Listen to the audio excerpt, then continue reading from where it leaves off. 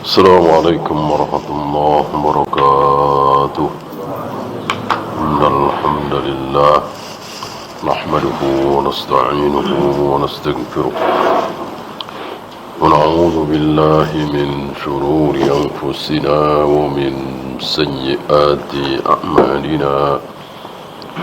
من يهده الله فلا مضل له ومن يضلل فلا هادي له.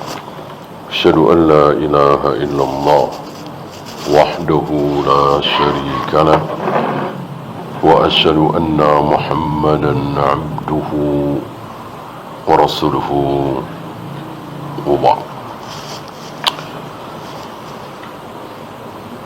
Terakhir tentang perintah menguji anak yatim. Mungkin sudah berumur belasan, diuji. Sudah tahu harta apa belum? Sudah bisa menjaga harta apa belum? Apa masih seperti anak kecil menyia-nyiakan harta? Nah, ketika kita yakin sudah bisa menjaga, sudah bisa mengelola dan seterusnya, maka serahkan, kembalikan. Jangan berlama-lama, karena memang bukan hak kita, itu hak dia 100%. Jangan sampai kita mengotori tangan kita. Tentu ada kepentingan, ya, namanya uang, bisnis, ya, kita putarkan dulu, buat modal dulu. Bolehkah? Tidak boleh. Tidak boleh. Kecuali tadi belum layak diserahkan, nanti cepat habis, disia-siakan, dia tidak bisa mengelola, bahkan pemborosan luar biasa. Maka diuji dulu. Wabtalul yatama hatta idza balagun nikah, sampai kira-kira usia nikah.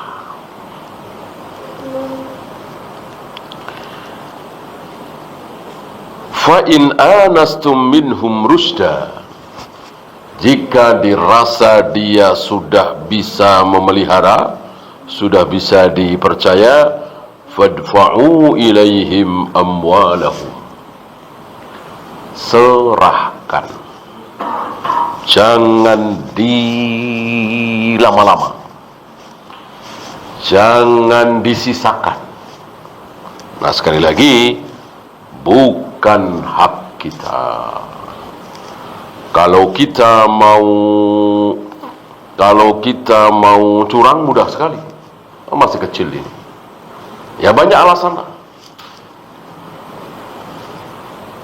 Berhadapan dengan manusia mudah, kadang berhadapan dengan hukum mudah.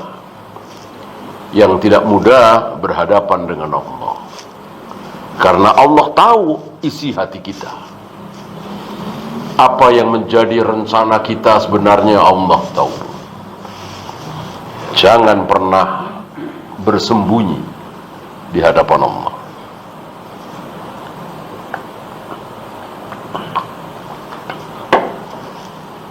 Kemudian ancaman makan api, makan bara, mengerikan kan? Itulah orang yang ya'kuluna amwalal yatama dzulman, memakan harta anak yatim secara zalim.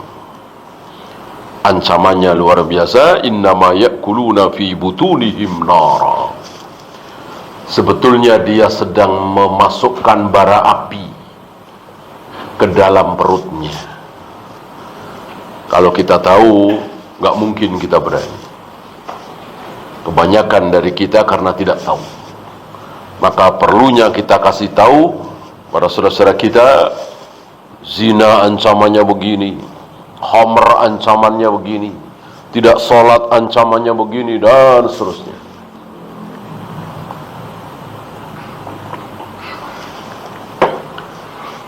yang kadang besar kecilnya dosa itu, besar kecilnya balasan itu, azab itu, tidak minta izin dengan akal kita. Kalau Allah minta izin dengan akal kita, barangkali makan riba dosanya jauh lebih kecil dari zina, mungkin ya, atau berjudi misalnya. Karena riba itu kan mau sama mau. Pinjam berapa Pak? 5 juta. Oh ya, nanti ngembaliinnya 5,5 ya. Oh ya, kecil bagi dia, dan siap, dan terima kasih. Orang udah ditolong, wajar lah. Udah ditolong, dipinjemin 5 juta, mosok ngembaliin, nambahin 500 ribu, nggak mau. Kecil itu. Bahkan 6 juta sanggup. Gitu. Tanda tangan. Apa salahnya? Masalahnya di mana? Kenapa diancam dosa ini lebih besar dosanya dari menzinai ibunya? Kan nggak masuk akal itu. Ya, menzinai ibunya kayak apa dosanya? Mungkin memperkosa, bukan menzinai kan? Ibunya nggak mau diajak zina oleh anaknya, berarti dipaksa memperkosa ibunya, kayak apa? Kalah dosanya dengan tadi, pinjam 5 juta kembali 5,5 atau 5,1 lah, tanda tangan, setuju. Nah, ini menunjukkan bahwa besar kecilnya dosa tidak minta izin dengan akal kita, hati kita, nurani kita. Terserah Allah. Mana dosa yang dibesarkan oleh Allah, mana dosa yang dikecilkan oleh Allah, terserah Allah. Terserah Allah. Bunuh-bunuhin orang malah dapat pahala. Anda nggak masuk akal ini, ya? Bunuh-bunuhin orang di medan perang, membela agama Allah, kita bunuh-bunuhin orang kafir, pasukan kafir, pahala besar. Masuk akal.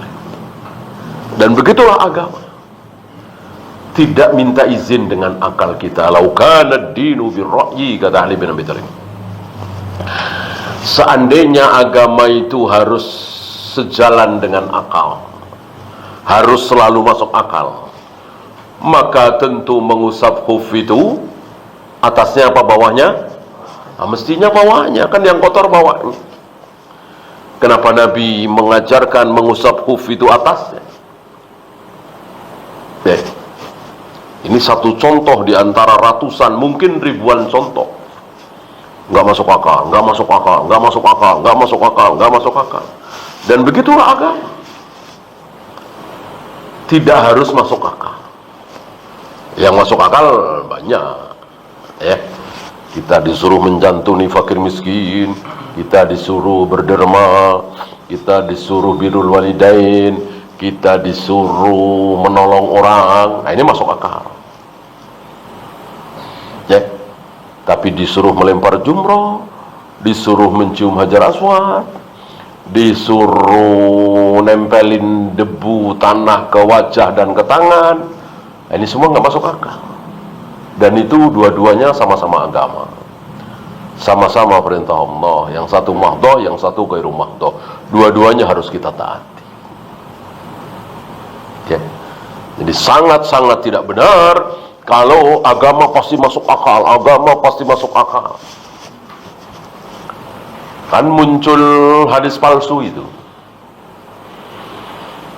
ad-dinu huwal aqlu, la dina liman la aqla lahu. Hadis palsu ini menyebar, terutama di kampus-kampus Islam yang terkena subhat Mu'tazilah. Perguruan-perguruan tinggi Islam yang terkena subhat Mu'tazilah senang sekali dengan hadis palsu ini. Ad-dinu huwal aqlu. Agama adalah akal. Tidak ada agama bagi orang yang tidak ada akal. Dari kalimat ini mereka menyimpulkan semua isi agama, dari mulai takbir sampai salam, dari mulai alif sampai ya, dari mulai talbiyah sampai tahallul, semuanya harus masuk akal. Itulah Mu'tazilah, dan itu sesat.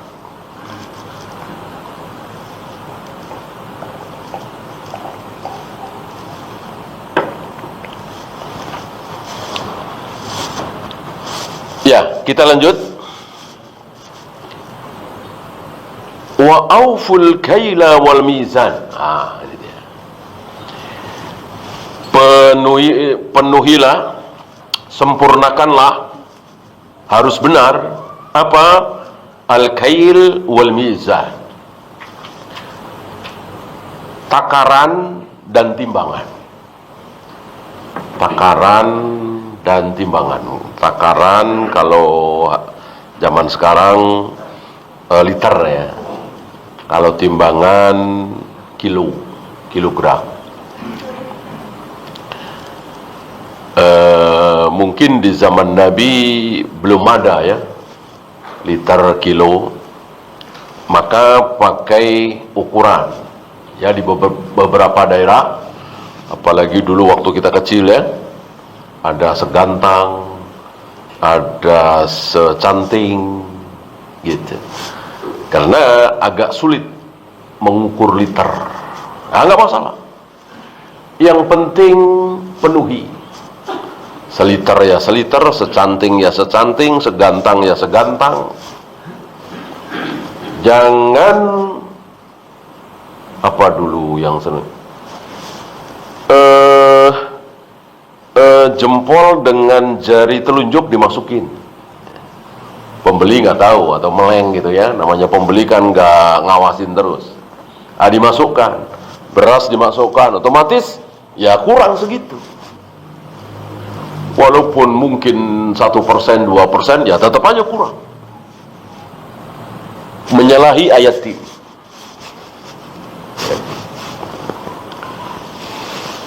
Timbangan, kan? Ada yang pakai apa itu? Magnet, kan? Tempelin sini. Otomatis yang sebelah sini menjadi berat, yang sebelah sini menjadi ringan. Banyak akal, dan tidak syak lagi, tidak ragu lagi, yakin kita. Yang ngajarin siapa? Coba, yang ngajarin seperti itu kepada manusia kan dulu-dulunya nggak ada. Dulu-dulunya nggak ada, nggak usah sampai zaman Nabi lah. Mungkin 200 tahun yang lalu belum ditemukan cara seperti itu, ya kan? Kalau sekarang udah pada tahu semua cara-caranya. Berarti kan ada yang ngajarin pertama kali, ada yang menemukan. Kalau antum tahu siapa yang menemukan? Yang menemukan namanya iblis, ya, dan bala tentaranya setan. Dia, iblis dan bala tentaranya ini membisikkan di hati manusia, terutama kaum muslimin. Nih, caranya begini nih, caranya begini nih, gitu. Bolehkah kita menisbatkan kepada setan, kepada iblis, padahal nggak ada wahyu? Boleh. Boleh. Karena segala keburukan boleh dinisbatkan kepada setan, iblis. Ya. Antum masih ingat ketika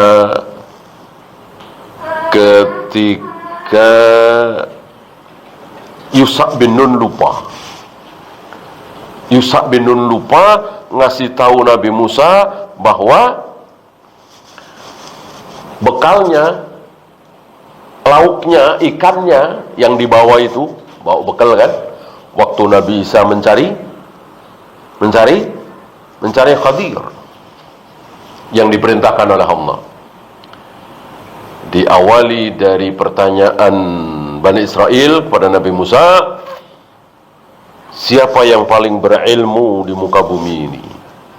Selain engkau, ada nggak yang lebih berilmu dari engkau?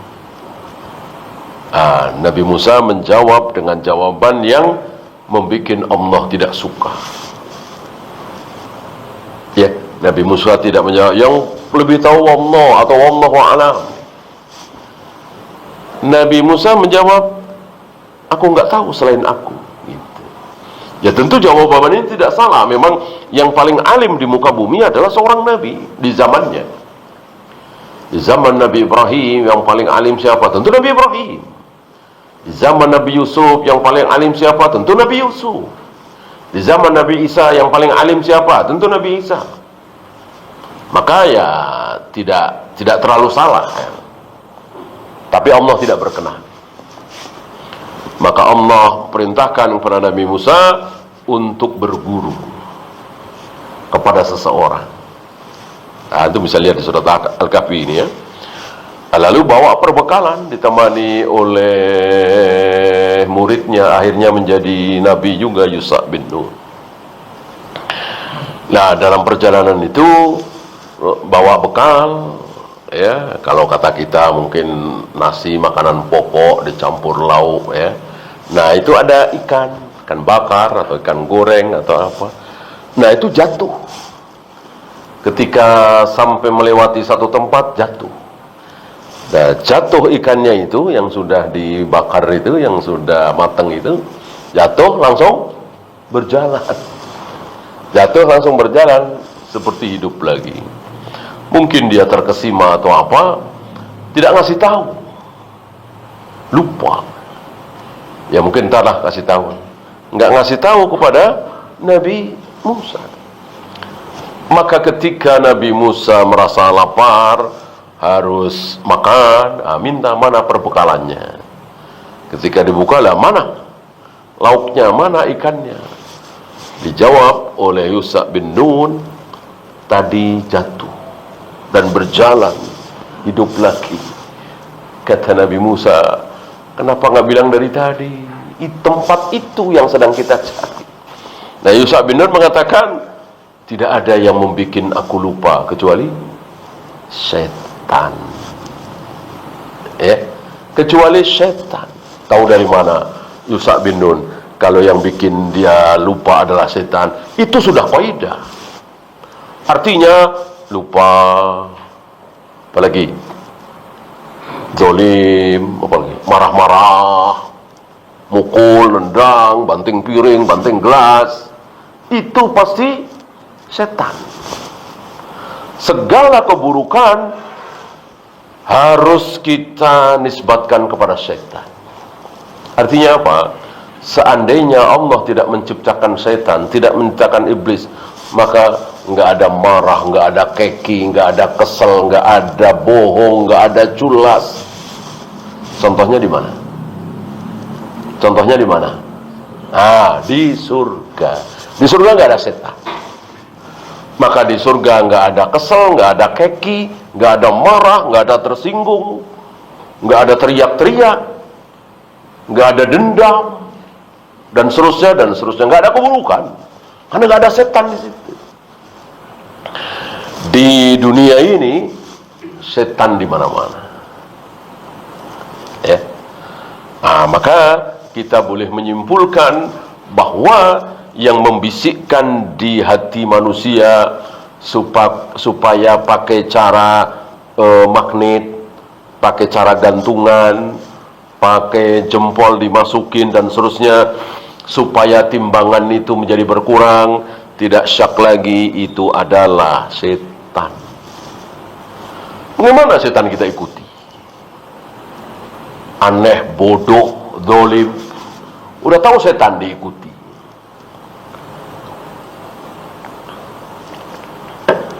Dan setan itu jujur apa nipu? Tentu kita sepakat, setan pasti nipu. Nipunya gimana? Kalau engkau lakukan ini terus, untungmu banyak. Untungmu banyak. Kalau untungmu banyak, nanti bisa berangkat haji. bisa berangkat umroh. Nah, ini tipuannya di situ. Ditipu. Nah, kan banyak tuh saudara-saudara yang butuh bantuan, kamu nanti bisa bantu. Nah, ini apa sih? Yang beli juga nggak tahu. Kalau tahu juga lah paling berapa? Paling setengah on. Paling seperempat on. Nggak masalah. Ah, begitu. Cara setan nipu kita. Ditiup-tiup. Gitu. Kita manggut-manggut. Dan banyak seperti itu. Dan sering ada pertanyaan, tujuan saya baik, tujuan saya bagus, tujuan saya mulia, begini. Setan, iblis, dibohongi. Ya. Apakah takaran dan timbangan ini pembatas? Jawabnya, tidak. Al-kail wal mizan ini cuman contoh. Artinya apa? Ada yang lain. Ya. Kalau sekarang misalnya ada apa? Meteran. Ya. Ini berapa meter, Bang? Oh, 20 meter. Ya. Diukur-ukur ya, misalnya tukang kanopi misalnya, tukang hordeng misalnya, pokoknya yang pakai meteran gitu. Berapa, Bang, per meter? 20.000. Wah, kata si ibu ini murah, di mana-mana 30.000 gitu. Ada yang 35.000, ini murah 20.000.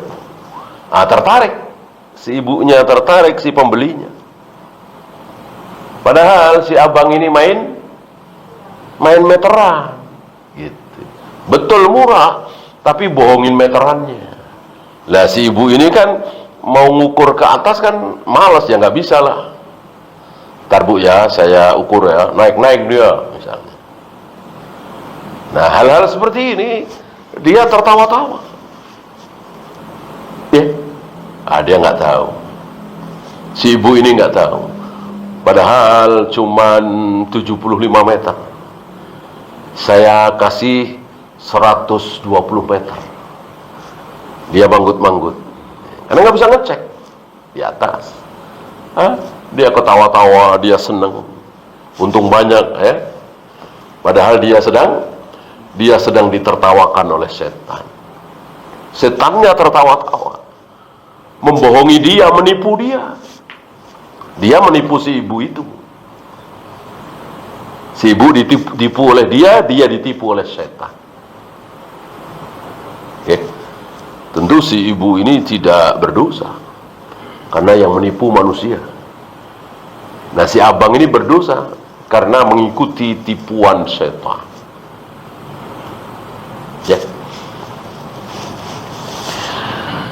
Wala tabkhasun nasa asya'ahum. Jangan kalian kurangi hak manusia itu. 10 meter ya 10 meter, jangan kemudian menjadi 9, menjadi 8. Sekilo ya sekilo, jangan kemudian menjadi 9 on, 8,5 on.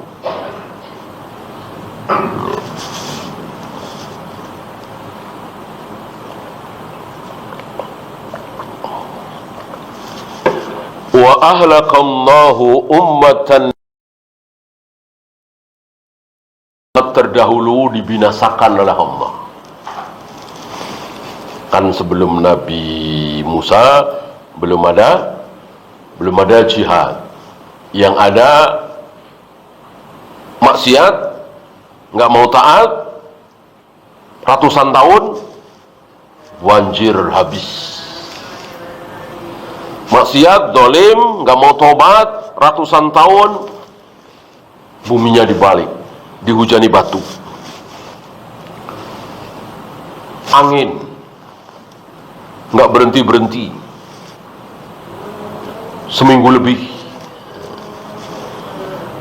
dan seterusnya. Ini ada satu umat yang biasa mengurangi timbangan takaran, curang, dan dan menjadi kebiasaan mereka. Dan akhirnya dibinasakan oleh Allah. Umatnya siapa? Umatnya Nabi siapa? Wa huwa qaumu Syu'aib. Nabi Syu'aib di negeri Madyan. Ya. Wan Nabi sallallahu alaihi wasallam lamma marra bis-suq. Pernah satu ketika Rasulullah masuk pasar. Salah satu sifat Nabi apa? Salah satu sifat para nabi, para rasul apa? Yamshuna fil aswaq. Keluar masuk pasar, masuk ke pasar. Artinya apa? Berjual beli, bergaul, bekerja, makan, minum, nikah, kadang cerai. Beberapa nabi cerai. Bahkan ada cerai disuruh oleh, ada seorang nabi menceraikan istrinya disuruh oleh ayahnya. Ayahnya nabi juga. Nabi siapa? Nabi Ibrahim menyuruh anaknya Nabi Ismail menceraikan istrinya.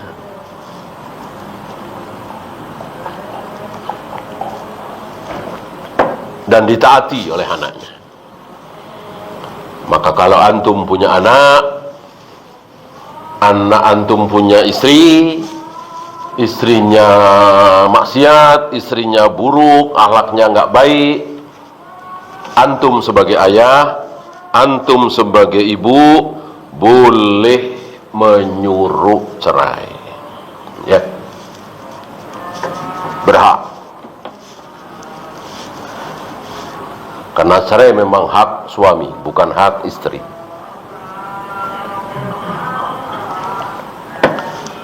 Artinya apa? Para nabi, para rasul berjalan di muka bumi ini sama dengan yang lain. Makan, minum, nikah, cerai, jual beli, masuk pasar, sama dengan lain. Tidak seperti tokoh-tokoh agama tertentu. Seolah kalau udah jadi pendeta, pastor, udah nggak ada itu ke pasar. Kebutuhannya sudah dipenuhi, nggak ada itu jual beli. Alhamdulillah itu banyak di agama-agama kafir. Adapun di agama Islam, lihat Imam Syafi'i masih keluar masuk pasar, Imam Abu Hanifah berdagang, bahkan ada seorang syekh di Afrika itu hafal Al-Quran, hafal ribuan hadis, tapi jualan air. Ya memang, ya Afrika kita tahu ya, di kita negara seperti ini miskin, Afrika lebih miskin lagi. Jual air, berkeliling, padahal hafal Al-Quran, hafal ribuan hadis. Ini mengikuti para nabi, para rasul seperti itu. Jadi berjalan di muka bumi seperti manusia biasa. Tidak mentang-mentang saya nabi, saya rasul, harus ada yang memenuhi kebutuhan saya, harus ada yang berkorban untuk saya. Enggak.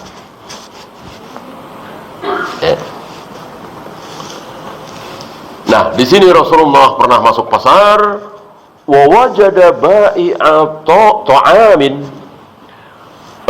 Beliau menemukan seorang penjual makanan, fa adkhala an-nabiy sallallahu alaihi wasallam asabi'ahu fi ta'am. Mungkin beliau punya firasat, atau mungkin beliau diperintahkan oleh Allah lewat Jibril untuk memasukkan jari beliau ke dalam makanan itu. Entah makanannya apa, mungkin buah atau apa ya. Fawajada fi asfalihi balalan.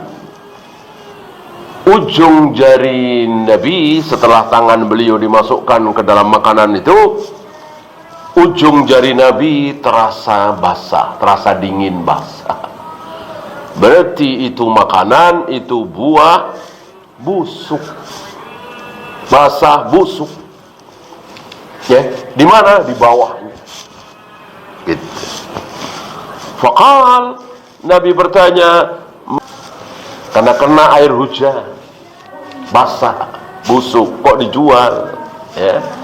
Dan zahirnya ini sahabat bukan, Muslim bukan, Muslim. Tahu dari mana?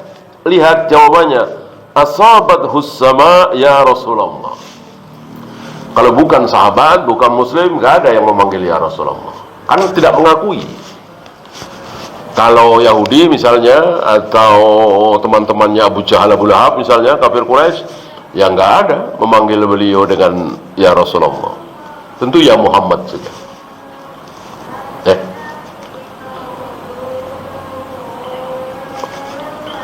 Atau panggilan-panggilan yang lain. Ya ibnu akhi misalnya. Abu Talib, panggilan sayang beliau kepada Rasulullah, ya ibnu akhi, wahai anak saudaraku. Ya, bukan ya Rasulullah. Karena memang tidak mengakui, tidak bersahadat, tidak mengakui secara ikrar, secara lisan, cuman mengakui secara hati, dan itu tidak sah. Nah, zahirnya ini sahabat. Ya. Nah, tahulah kita dari sini bahwa sahabat itu bukan malaikat. Artinya ada sahabat, tidak banyak, ada sahabat yang seperti ini. Bahkan ada sahabat yang berzina, Ma'iz. Ada sahabat yang mengkhianati Nabi, membocorkan surat rahasia Nabi, Hatib bin Abi Balta'ah. Sahabat bukan malaikat. Berbuat salah, berbuat maksiat itu pernah, walaupun tentu sedikit. Yang berzina, yang minum khamar, yang mengkhianati Nabi, yang ini culas ya, nipu ya, bisa dihitung dengan jari tangan kita, mungkin jari satu tangan kita. Tentu sangat berbeda dengan kaum muslimin hari ini. Kita tidak bisa ngitung, ya, mungkin ribuan bahkan jutaan. Yang berzina, yang minum khamar, yang berjudi, yang penipu, yang culas, yang korupsi, gitu ya. Dan para sahabat yang berbuat salah itu, ketika dikasih tahu oleh Nabi alaihi salatu wassalam, langsung bertaubat, memperbaiki diri. Tidak kemudian mengulang lagi seperti kita. Kita kan begitu, bertaubat, nanti mengulang lagi. Nyesel, istighfar, bertaubat, nanti mengulang lagi. Sahabat tidak.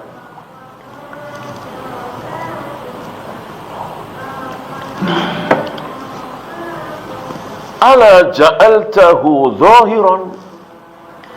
Kenapa engkau tidak taruh di atas? Kenapa engkau tidak tampakkan kepada manusia hatta yarahun nas, sehingga para pembeli itu tahu? Dari sini keluar hukum bahwa haram bagi kita menyembunyikan sat barang kalau kita mau menjual. Kita tahu nih, mobil kita ini pernah tabrakan, ya harus kasih tahu. Kita tahu mobil kita ini pernah kerendam, kasih tahu. Ya, kecuali kita tidak tahu. Kita beli bekas misalnya.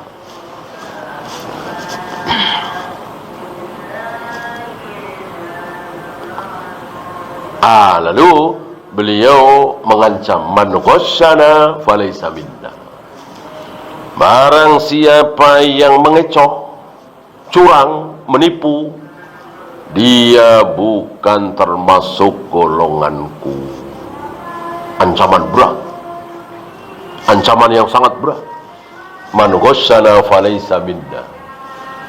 Barang siapa yang menipu kita, maksudnya kaum muslimin, maka dia bukan kelompok kita, bukan umatku, bukan golongan kaum muslimin. Ini ancaman. Ya, tidak bisa dari kalimat ini disimpulkan bahwa orang yang menipu berarti kafir. Belum bisa. Ya.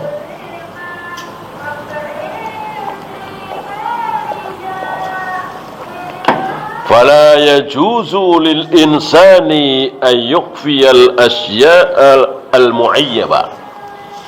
Maka haram bagi seorang muslim untuk menyembunyikan apa yang menjadi cacat.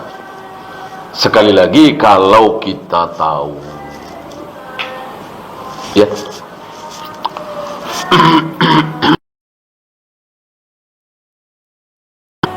Bolehkah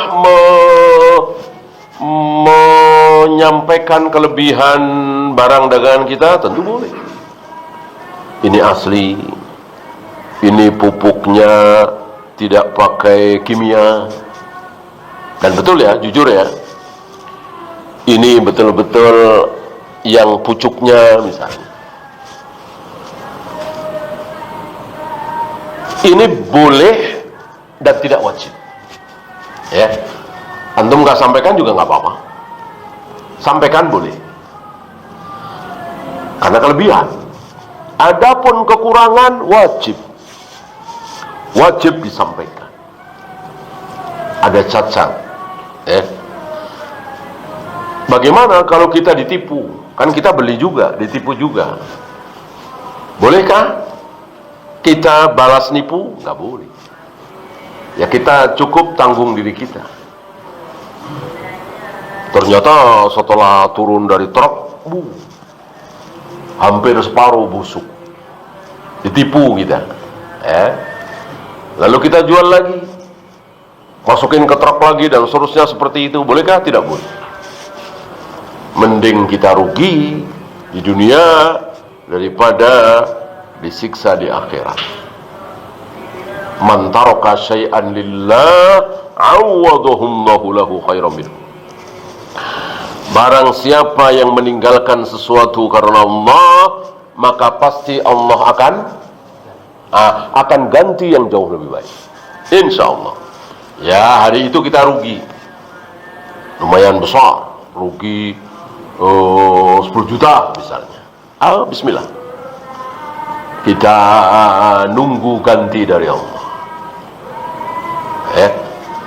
Tetap kita jual yang baik-baik, yang busuk tidak kita jual, insya Allah. Tidak mungkin Allah mengingkari janjinya. Ini kan janji Allah, akan aku ganti yang jauh lebih baik kalau itu engkau tinggalkan karena aku. Ini janji Allah lewat lisan Nabi SAW. Tidak mungkin Allah ingkar janji. Ini kebanyakan keyakinan kita yang kurang. Apa iya ya? Keyakinan kita yang kurang dan kurang sabar. Sabar, bismillah. Betul rugi hari itu. Masih ada besok, masih ada pekan depan, masih ada bulan depan, masih ada tahun depan. Allah ganti.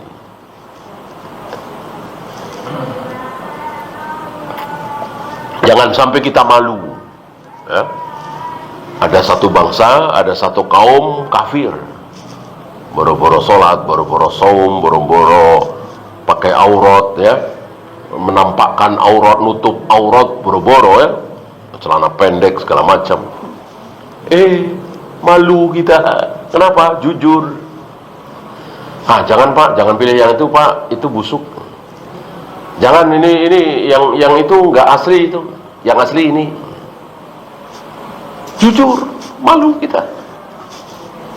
Kita kaum muslimin pakai jilbab, kadang-kadang pakai cadar, jenggot, ya, rajin sholat, tapi kalah sama orang kafir ini. Malu semalu-malu. Mestinya kita kaum muslimin yang paling jujur, yang paling amanah.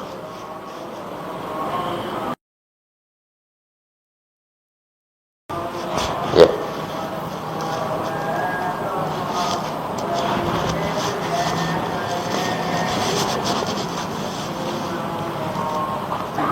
Kemudian beliau membawakan ayat wailul lil mutaffifin, celaka bagi orang yang curang. Bagaimana letak curangnya? Alladzina idza talu 'alan nasi yastawfun, kalau dia menimbang untuk orang lain, untuk dirinya ya, untuk dirinya merugikan orang lain, menguntungkan dirinya. Wa idza kaluhum aw wazanuhum yu'sirun, kalau untuk dirinya sendiri, dirinya untung, orang lain rugi. Ya? Jangan sampai kita seperti ini. Allahu Akbar. Ya, silakan azan dulu. Wassallallahu ala Muhammadin sallallahu alaihi wasallam. Akhiru da'wana alhamdulillahi rabbil alamin. Bismillah, la hawla wa la quwwata illa billah wa ba'd. Kita melanjutkan wailul lil mutaffifin, sungguh celaka bagi orang-orang yang curang, yang bagaimana kalau menimbang untuk dirinya dipenuhi, kalau menimbang untuk orang lain dikurangi. Dan ini pun contoh. Artinya para pedagang itu kan selain dia menjual, tentu dia membeli juga, belanja kan? Kan para pedagang itu umumnya kan bukan sekaligus petani. Kalau petani tentu dia hanya menjual, tidak membeli, tapi nanam.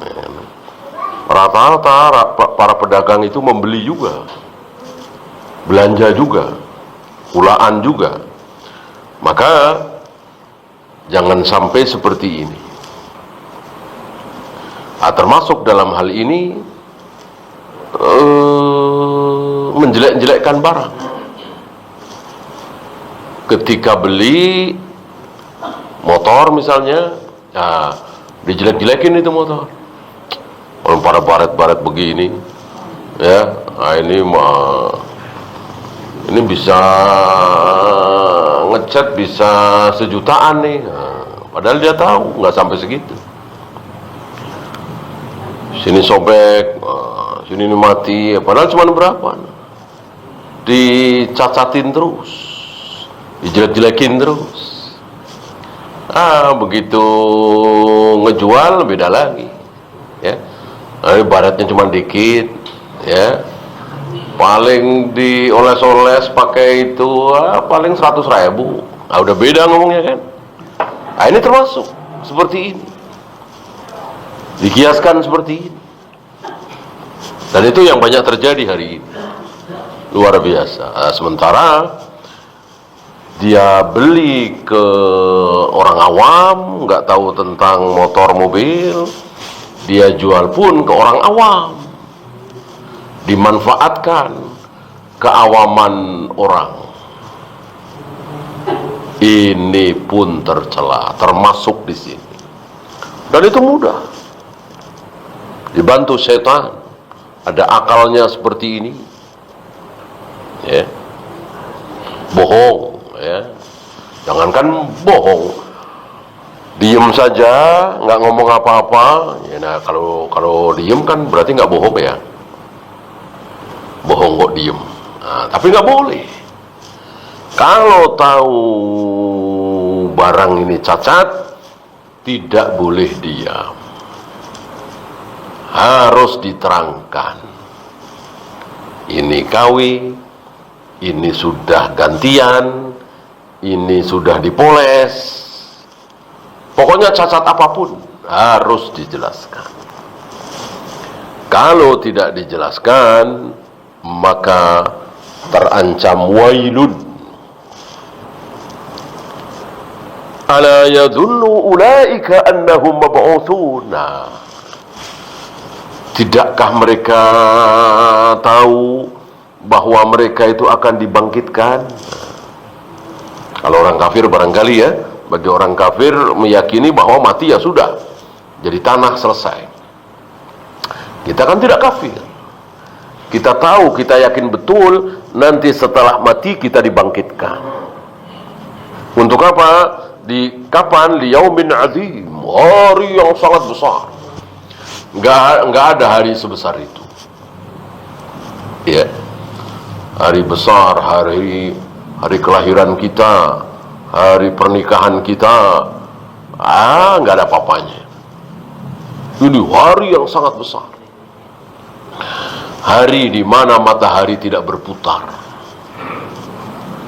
Hari di mana tidak ada malam, tidak ada siang, udah segitu terus.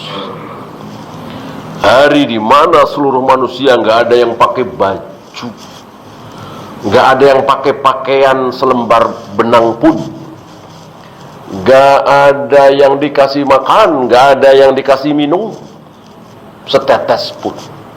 Dan itu bertahun-tahun, hanya Allah yang tahu berapa lama itu. Apa nggak azim hari seperti itu?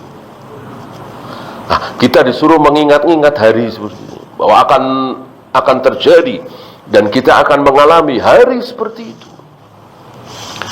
Hari seluruh manusia yang pernah hidup di bumi ini dihidupkan kembali, dibangkitkan lagi, dan dikumpulkan menjadi satu di padang mahsyar, tanpa makanan, tanpa minuman, tanpa alas kaki, tanpa pakaian, berdiri terbelalak. Yauma yaqumun nasu li rabbil alamin, hari itu manusia berdiri di hadapan Allah Rabbul Alamin, ya, dan akan diadili satu persatu. Itu pun setelah proses yang lama. Setelah manusia berbondong-bondong ke Nabi Adam nggak ada hasil, berbondong-bondong ke Nabi Nuh nggak ada hasil, berbondong-bondong kepada Nabi Ibrahim nggak ada hasil, ke Nabi Musa, ke Nabi Isa nggak ada hasil. Akhirnya mereka berbondong menghadap Rasulullah Muhammad SAW dan ada hasilnya. Syafa'atul uzma. Ini kan nggak mungkin ini sebulan 2 bulan. Ini entah berapa tahun itu proses itu. Ya. Mulailah diadili satu persatu. Yang dari pengadilan itu, ini surga, ini neraka, ini surga, ini neraka. Nah, kita akan berhadapan dengan hari seperti itu. Lalu kita teringat, berapa banyak yang aku tipu, berapa banyak uangnya yang aku ambil. Mestinya dia bayar cuma 1 juta, jadi 3 juta karena aku bohong. Kayak apa nyeselnya? Dan gak bisa balik lagi, gak bisa diperbaiki, udah gak ada kata maaf. Yang ada muflis. Tinggallah dia bernasib menjadi muflis. Muflis itu apa? Pahala solatnya banyak, pahala puasanya banyak, pahala baca Al-Qurannya banyak, dan seterusnya, tapi akhirnya masuk neraka. Kenapa? Diambilin satu persatu oleh orang-orang yang dia dolimi, yang dia tipu, yang dia rugikan, yang dia bohongi. Semuanya menagih, semuanya mengambil, kan diungkap semua. Yang tadinya nggak tahu jadi tahu. Ya, si ibu-ibu tadi kan nggak tahu, padahal cuma 75 meter, dihitungnya 120 meter. Kan si ibu nggak tahu, dibayar 120 meter kali per meter 25.000 misalnya. Nanti di akhirat akan tahu. Si ibu itu panen pahala, ya. Maka kalau antum beli, dicurangi, dibohongi, ya nggak usah sedih-sedih amat lah. Nggak usah sedih-sedih amat, nggak usah nyesek-nyesek amat lah. Ya, nanti akan senang kita. Si ibu tadi senang, alhamdulillah panen pahala, mengambil pahalanya si abang tadi, sholatnya si abang, puasanya si abang tadi. Ya, biar antum nggak sedih, antum nggak usah kalau udah beli udahlah, nggak usah dihitung-hitung lagi, ngecek-ngecek di internet begini begitu, malah jadi nyesel ya. Biar udah. Kalau ternyata ditipu, harganya tidak segitu, dibohongi, itu tabungan buat kita, ya. Justru ini sebaliknya, mengancam kita para pedagang supaya jujur, supaya menerangkan cacat barang dan seterusnya. Wallahu. Ada pertanyaan? Silakan.